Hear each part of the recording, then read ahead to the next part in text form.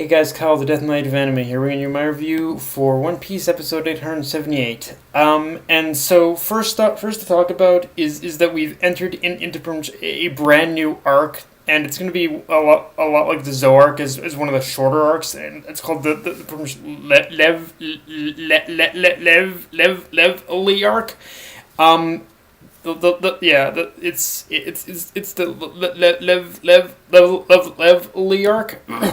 But so knowing that, Toei went an interesting route with the opening by keeping the superpowers theme and core visuals, but they've interspliced the opening with a lot of new visuals having to do with the current arc that we've entered into, which is again it's basically the Levely arc. And I will admit, for as much as I would have liked a new opening, I don't mind with Toei cutting corners if it means that they're saving up as much as they can on the budget. But like I said, the trade-off is that the anime onlys are those that are still catching up to the manga, just got a heavy dose of spoilers. And yeah, after this episode, I can safely say anime-wise, we should probably expect the pacing of this new arc to definitely be similar to the Zoe arc, in the sense where it'll have more episodes than the first four chapters. I just hope that if Toei plans to stretch it out, just as much as they get, I just hope that if Toei pretty much plans to stretch it out, that they get a little more creative. That they get a little more creative with this arc, but. Or that they get a little more creative with this arc in terms of stretching it out. But after this episode, I'm not entirely sure if that's going to be the case. And especially after the preview for basically next episodes too. For the next episode too. But let's talk about the big thing about this episode, which is that Luffy's been proclaimed as the fifth emperor of the new world. And the thing about this reveal is that they pretty much just kept is that even after we basically get the reveal of the of his wanted even after we get like the visual reveal of his wanted poster, it still didn't give us the pretty much bounty amount, which the bounty amount in itself is the bigger thing. Like let's just say that there's pretty much a reason as to why Luffy. Let's just say in terms of like Luffy's current bounty amount now, that's pretty much the reason as to why he's being proclaimed as the fifth emperor. But for some reason the anime chose to even right up until the end of the episode, the anime chose to, in order to kind of pull back on revealing the actual bounty amount for some reason. I don't know why. But yeah, let's just say it is the reason as to why Luffy's been proclaimed as the fifth emperor now. But with the big reveal of him being proclaimed as the fifth emperor of the new world, my reaction to basically the build up of that reveal and the reveal itself were pretty much the same. The same as when I read the manga, which is okay. What's going on here? And what's going on? What do you keep hiding from us? And when it was revealed, I think I laughed just as much, because it's funny how a single person, or bird in this case, which is a pen and pad of paper, managed to flip the world so far on its head, even more than Luffy himself ever could. And I'm not trying to discredit Luffy by any means, because it definitely shows that his subordinates pretty much helped in spreading the word. But if you think about it, if it wasn't for Morgan's influence in general to begin with, I get the feeling that the story would have been a lot different. And just the fact that Morgan's pretty much chose to recount the story the way he did proves that he's been waiting for basically this moment a long time. He wanted that one single perfect opportunity where he could throw the power balance into complete disarray and just say fuck the world. I'm gonna bring everything.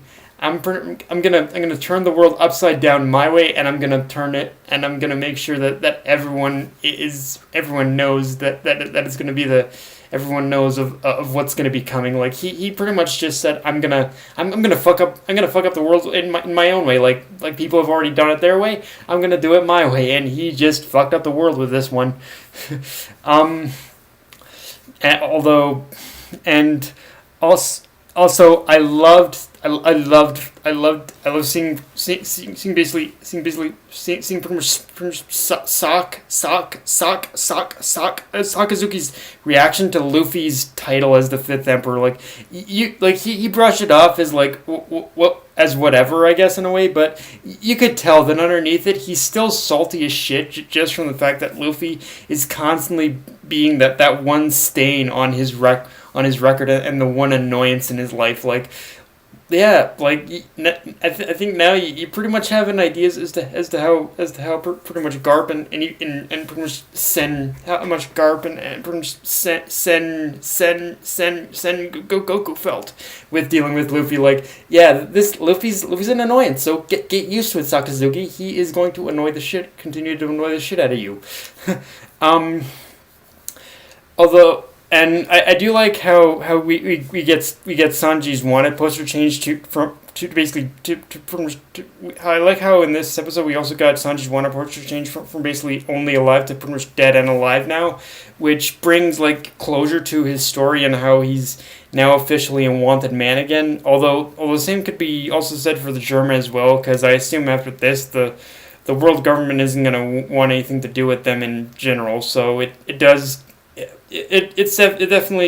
sets up a return for them as well, I suppose, as allies or the Straw Hats or something. And yes, it is I find it definitely hilarious how in the back half of this episode he wanted to rid himself of the German Vinsmoke name, and then whoop-de-doo, what do you know? On his wanted poster, Vinsmoke Sanji, you just can't avoid it, I guess, at this point. It's going to be impossible. Like, you just couldn't avoid it, and I love it. And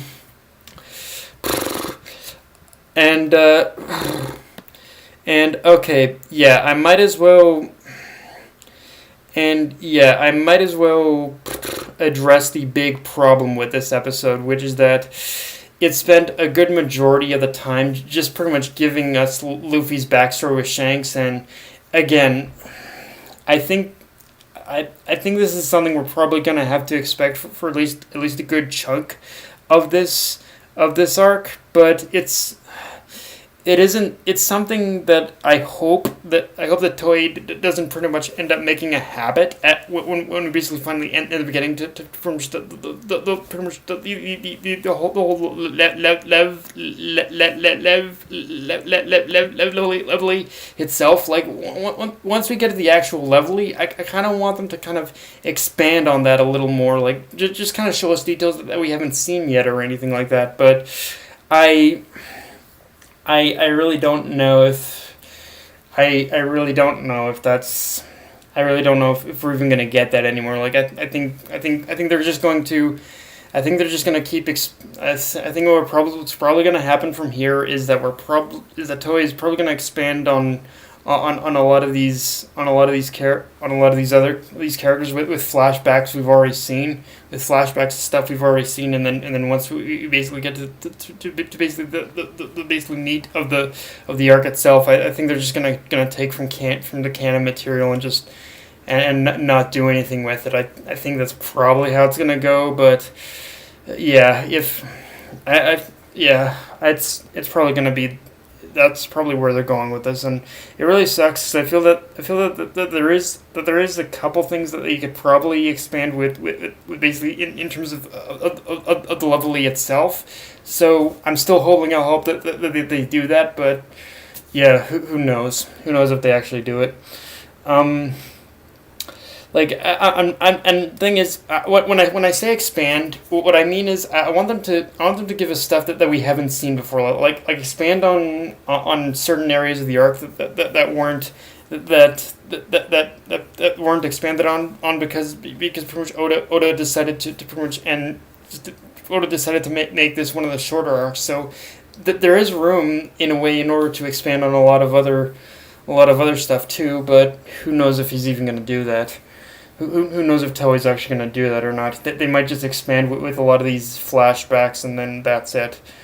But yeah, guys, that's my review. If you enjoyed the video, like, comment, subscribe. Follow me on Twitter, Facebook, and to Crunchyroll. Death Night of Anime, signing off. Later, guys.